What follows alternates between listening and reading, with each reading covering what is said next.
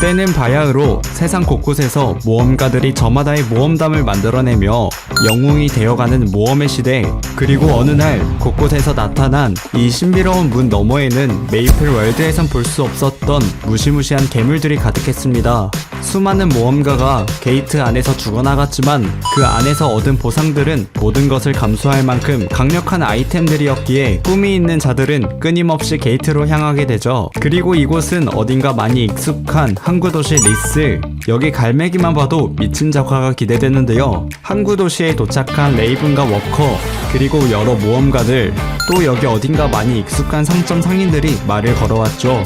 그렇게 이들은 게이트에 들어가고자 했고, 게이트에 들어가기 전까지 뭐가 있을지 알 수 없었기에 갑작스러운 변수에 대비하기 위해서 미끼 노예를 필요로 하는데요. 그렇게 가포르 상단이 운영하고 있는 고용시장에 가서 2명의 미끼 노예를 사게 됩니다.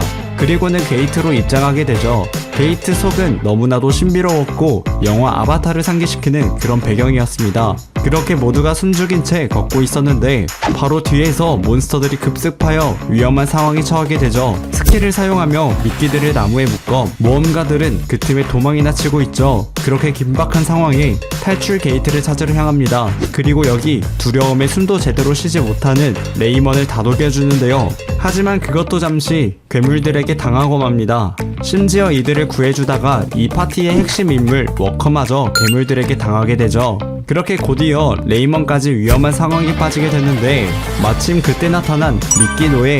분명 모험가들이 노예들을 나무에 묶어 놓았었는데요. 어느새 나무 위에 올라가 있는 미끼 노예였죠.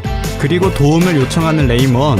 하지만 도와주기엔 이미 늦어 있었습니다. 그리고 곧바로 이 노예에게 향하는 괴물. 그런데 엄청난 힘으로 괴물을 한 번에 제압해버리죠. 사실 이 미끼 노예는 이 웹툰의 주인공 엘팜. 방금 전까지 이 주인공은 세상을 구하기 위해 드래곤의 왕 혼테일을 상대하고 있었습니다. 하지만 시그너스 기사단과 레지스탕스, 한때 희망이라 불렀던 영웅 모두 죽어버렸고 최후의 모험가 엘팜, 혼테일을 상대로 세 개의 머리에서 기껏 한 개뿐만 처리된 상황에 이미 죽기 일보 직전인 주인공. 마지막 힘을 쏟아내보았지만 이미 한계였습니다. 그렇게 주인공은 혼테일에게 결말을 맞이했어야 했죠. 하지만 바로 그때 누군가가 주인공을 깨웠고 과거로 돌아오게 되었습니다. 이곳은 바로 가포르 상단이 운영하고 있는 고용시장이었고 미끼 노예로 잡혀왔던 곳이었죠. 그렇게 다시 돌아와 미끼 노예였던 주인공 엘팜은 괴물들에 의해 죽은 모험가들이 떨군 장비들을 파밍했고 피냄새에 몰려온 괴물들, 그렇게 방금 파밍한 아이템들을 사용해가며 괴물들을 손쉽게 처리해나갑니다. 그렇게 게이트에서 홀로 살아온 미끼 노예를 보면 놀라워하는 사람들이었죠. 그리고 주인공은 같은 결말을 반복하지 않기 위해 곧장 노예 닥지를 때려갑니다. 그리고 노예가 홀로 살아왔다는 얘기는 가포르 상단 에비스에게까지 들리게 되고 그 노예가 1서클을 개방했다는 말과 모험가 등록을 원한다는 얘기를 전합니다. 이때 주인공이 과거 노예가 되었던 배경을 말씀드리자면 인간은 언제나 매소의 노예였던 이 시기에 돈을 빌리고 갚지 못하면 노동력으로 대체하여야 했습니다. 이런 시스템이 메이플 월드에 노예들을 만들었고 유일한 가족인 아버지가 병으로 쓰러진 날 아버지를 위해 가포르 상단에게 외상으로 구매한 약재 검은 이끼, 상단에서 이 검은 이끼의 값을 시세의 몇 배나 되는 100만 메소로 책정했고 엘팜은 100만 메소를 납기일에 맞춰 갚지 못하여 가포르 상단의 노예가 되었던 것이었죠. 이렇게 현재로 돌아와 이제는 대갚음을 해줄 시간입니다.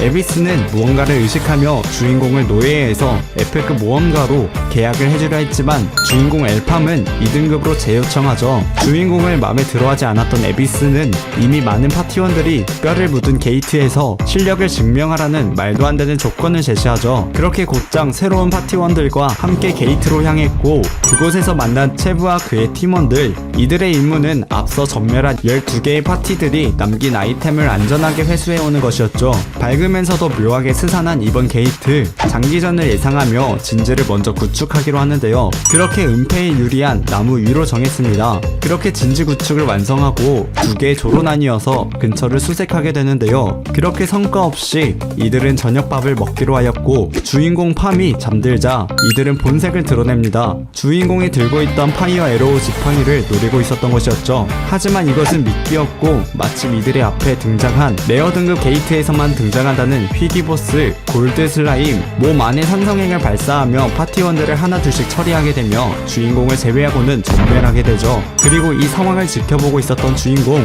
골드 슬라임에게 한 방 먹이고 성난 슬라임에게 과거 최고의 염력술사라는 칭호를 가졌던 만큼 엄청난 실력으로 머리 중앙에 있는 핵을 파괴하며 골드 슬라임을 처치하게 됩니다. 그리고 그 자리에서 의문의 빨간 구체를 드랍하게 되죠. 그렇게 다시 가포르 상단 에비스를 찾아가 모든 상황을 얘기하게 되는데요. 골드 슬라임에서 나온 마석을 흡수한 흔적을 보여주며 투서클의 자질이 되었음을 증명하죠. 그리고는 이를 보고 에비스는 주인공에게 자기와 함께 일한다면 2등급이 아닌 한 단계 더 높은 D등급으로 계약을 써주겠다고 합니다. 이 세상에서 모험가의 등급은 서클의 영향을 크게 받습니다.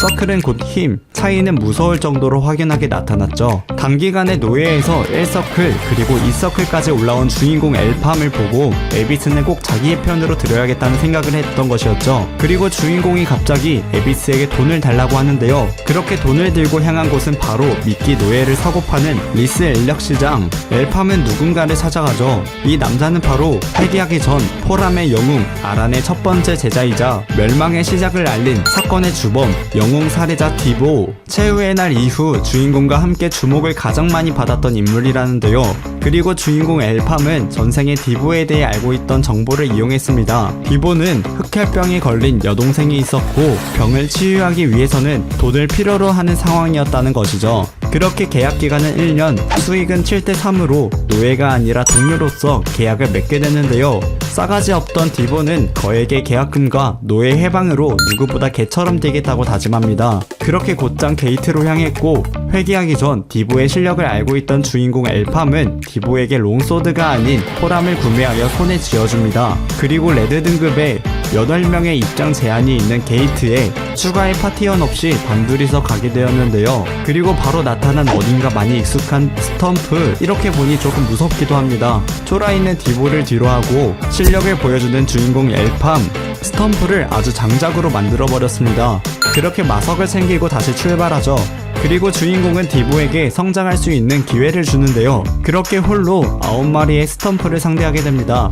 평소에 롱소드만 사용했던 디보, 이번에 주인공 엘팜 때문에 포람을 사용하게 되어 본 실력을 발휘하지 못하는데요. 하지만 주인공은 디보가 포람이야말로 자신을 가장 강하게 만들어줄 무기라는 걸 스스로 깨닫게 될 거라고 확신하고 있었죠. 디보에게 재능의 여부 같은 건 의심할 필요조차 없었습니다. 왜냐하면 포람의 영웅 아란, 그녀의 제자로 선택받은 건 단 한 명 디보뿐이었기 때문이죠. 그렇게 몇 번 휘두른 무기 포람에서 뜻밖의 매력을 받게 됩니다. 사거리도 길었으며 위력도 셌죠. 오히려 검보다 편했고 서클 각성도 안 했는데 순식간에 요령을 터득하는 디보였습니다. 그리고 등장한 스텀피. 주인공 엘팜이 등장하여 공격했지만 주인공의 공격을 막아내는 스텀피였죠. 하지만 투서클인 지금 주인공은 두 개의 마법을 동시에 발동하며 디보와 함께 스텀피를 상대하게 되죠. 그렇게 환상의 조합으로 스텀피에게 큰 타격을 주며 엘팜의 막타로 처리하게 됩니다. 이후에 여기 홀로 밥 먹고 있는 소녀, 그리고 누군가가 문을 두드리는데요. 그건 다름이 아닌 바로 디보. 오랜 시간 노예에서 풀려나 가족인 동생을 보러 온 곳이었죠. 반면에 주인공 엘팜도 집을 찾아갔지만 이 상황에 무덤덤한 엘팜이었고 집을 태우고 나와버립니다. 한편 가포르 상단 에비스는 백인 게이트 공략 인원을 구성하는데 애를 먹고 있었죠. 이번 공략은 여러 상단들이 주목하는 매우 큰 건수였고 백인 게이트에선 반드시 에픽 이상 더 나아가 레전더리 아이템까지 얻을 수 있는 게이트였습니다. 특히 10대 상단 중에서 투서클 모험가라고 믿기 힘들 정도의 압도적인 실력을 가진 골드리치 상단의 나타샤 세자매.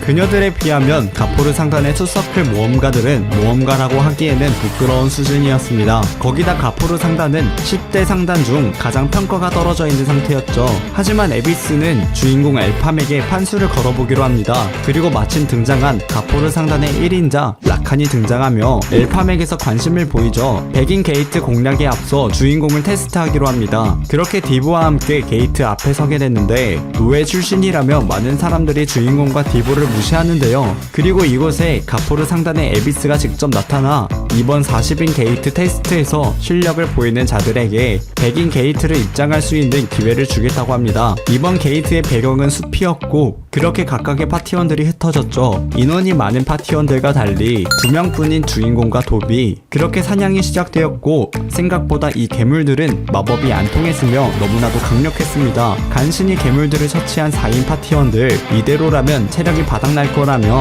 동맹을 깨고 자기네들끼리 보스를 잡으러 가겠다는데요. 반면에 이 모든 것들을 예상하고 있는 주인공, 남들이 보스를 잡기 전에 먼저 잡아야 한다는 생각과 달리 잡몸들을 싹쓸이 하겠다는데요. 그리고 여기 파란 모자 마법사의 파티들 사이에서 웃음벨 눌린 인원이 있었는데요. 자세히 보니 상태가 매우 안 좋았고 이제서야 주변이 독 연기로 둘러싸인 것을 눈치챕니다. 그리고 나타난 엄청난 크기의 보스몹 괴물, 급하게 신호탄을 날려 파티원을 부릅니다. 그렇게 파티원들이 한자리에 모이게 되었지만 파란 모자 마법사의 돌람 파티원들은 이 자리에 없었죠. 사실은 보스몹이 돌람 파티를 전멸시킨 것이었고 그의 정체는 바로 광대 독버섯. 이들 모두가 광대 독버섯의 위험성을 알고 공략을 포기하려 하는데요. 불행히도 지금 광대 독버섯은 탈출 게이트 앞에 있었던지라 보스 몬스터를 마주치지 않고 탈출하는 건 불가능하다는데요. 그러자 갑자기 주인공이 인당 5만 메소씩 총 150만 메소를 지불하면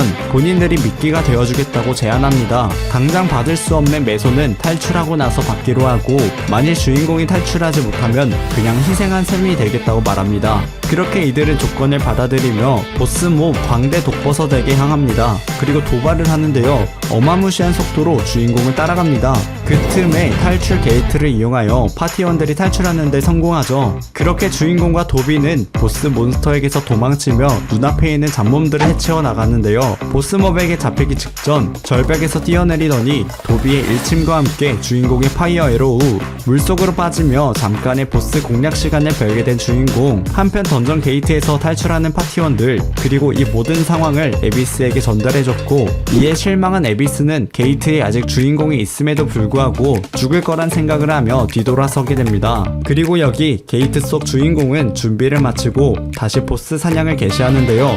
이번 보스는 다른 몹들보다 빠르고 단단했습니다. 거기다가 독이라는 치명적인 요소까지 갖추고 있는 보스라 상대하기가 까다로웠죠. 이럴 땐 거리를 두고 압도적인 힘으로 공격하는 방법뿐이라고 생각합니다. 지금의 파이어 에로우는 그만한 힘을 내기 어려웠지만 염력을 이용해서 마법을 고속으로 회전시키며 마법의 관통력을 상승시키는 말도 안 되는 능력을 보여주죠. 그렇게 총알에서 영감을 얻어 만든 메이플월드에서 오직 주인공만 쓸 수 있는 리볼버, 살짝 빗맞았지만 효과는 엄청났습니다. 그리고 달려오는 보스 몬스터, 쿨타임 시간을 벌어주기 위해 도비가 합세했고 보스를 늪으로 유인하여 속도를 늦췄습니다. 마침 쿨타임이 다 채워진 리볼버 스킬을 사용하며 보스를 무력화시켰고 도비가 기세하며 다시 한 번의 리볼버 스킬로 보스를 처치합니다. 그렇게 게이트에서 나오자마자 가포르 상단에 찾아가는데요. 이에 라카는 엘팜을 보고 칭찬하며 가포르에 필요한 인재라고 말해줍니다. 그리고는 10대 상단이 함께하는 백인 게이트에서 실력을 보여줄 수 있겠냐라고 묻지만 주인공은 힘들겠다고 말합니다. 그리고 라카는 엘팜에게 무엇을 원하냐고 묻는데요.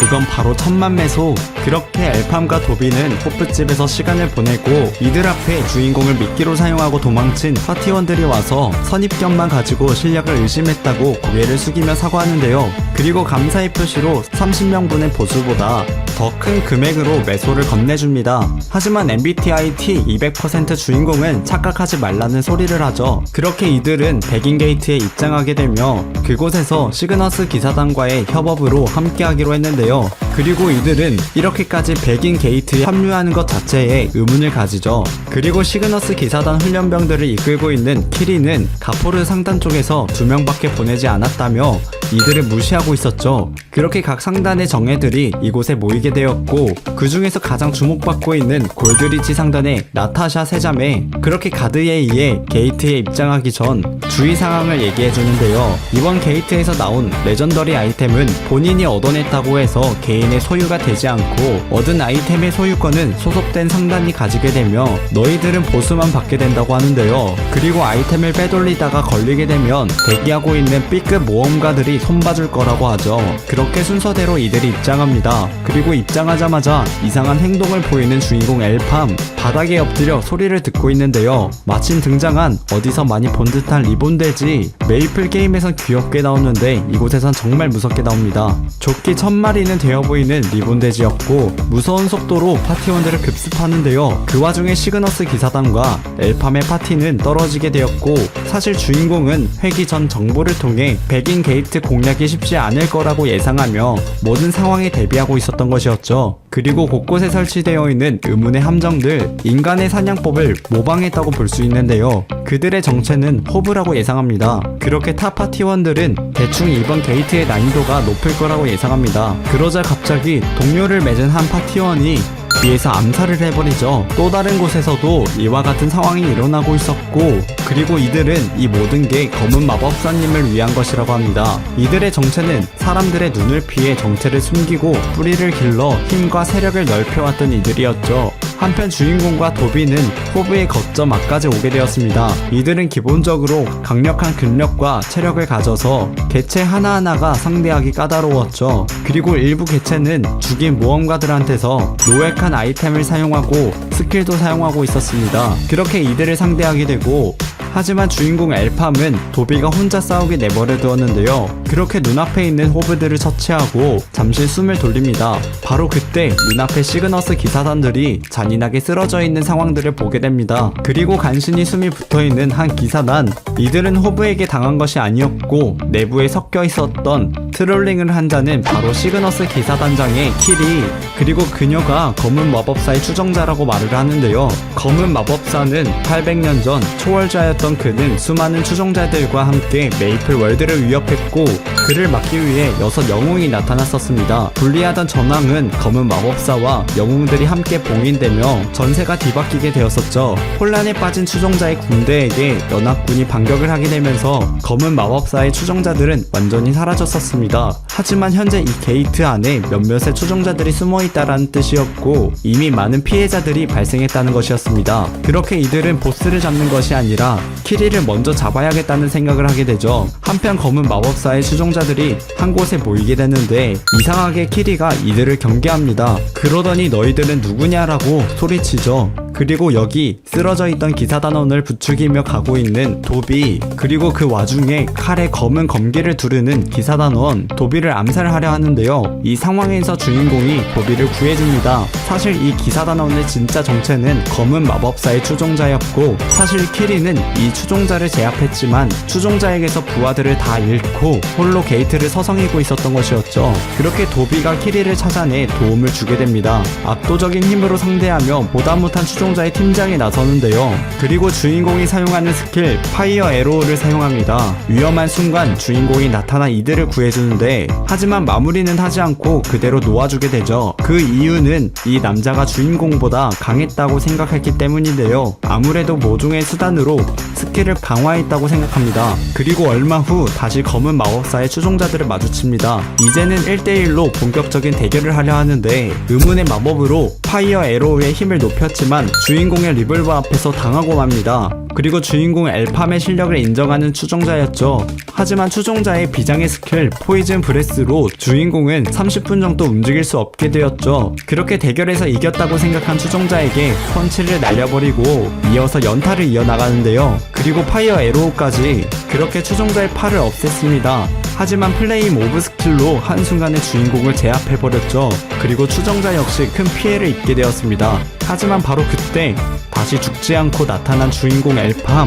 그러더니 이전 보스에서 드랍한 마석을 흡수하여 서클업을 해버렸죠. 그렇게 3서클이 된 주인공은 상대방의 스킬을 뚫어내며 끝내 적을 처치하게 됩니다. 한편 도비와 카리는 스킬을 사용하는 도비들을 상대하고 있었는데 벅찬 이들에게 주인공 엘팜이 나타나 도와주게 되죠. 그렇게 이번 게이트 보스를 물리치고 한 가지 고민을 하는 주인공. 보스를 쓰러뜨리고 아이템은 버릴 생각이었지만 추종자가 가지고 있던 아이템 불사조의 깃털, 그저 소지하기만 해도 시전하는 화염 마법의 파괴력이 30%나 증가한다는 엄청난 아이템이었죠. 하지만 미리 신고한 아이템 이외에 다른 걸 가지고 나가면 이들이 트롤링을 저지른 걸로 의심받게 될 상황이었습니다. 그럼에도 주인공은 이 아이템은 포기할 수 없었는데요. 마침 등장한 달팽이 펫. 사실 주인공이 게이트에 들어오기 전에 미리 챙긴 것이었죠. 일반 달팽이 몬스터와 달리 공격성이 없고 아이템의 냄새를 맡아 수집하는 습성을 가졌습니다. 그렇게 아이템을 흡수하고 게이트에서 탈출하게 되었죠. 다시 눈을 뜬 곳에서 가드에게 질문을 받게 됐는데요. 이번 게이트, 각 상단의 에이스들로만 꾸려진 게이트 공략에서 가포르 소속이었던 주인공 파티들만 생존했고 나머지는 모두 전멸했죠. 그리고 주인공은 미래의 추종자들을 확실히 잡기 위해 당장은 게이트 안에서 트롤링했던 검은 마법사 추종자의 존재를 숨기죠. 그렇게 서서히 드러나는 검은 마법사의 흑막들. 누가 봐도 엄청 쌀 것 같은 이 남자는 주인공 엘팜을 찾으러 가겠다는데요.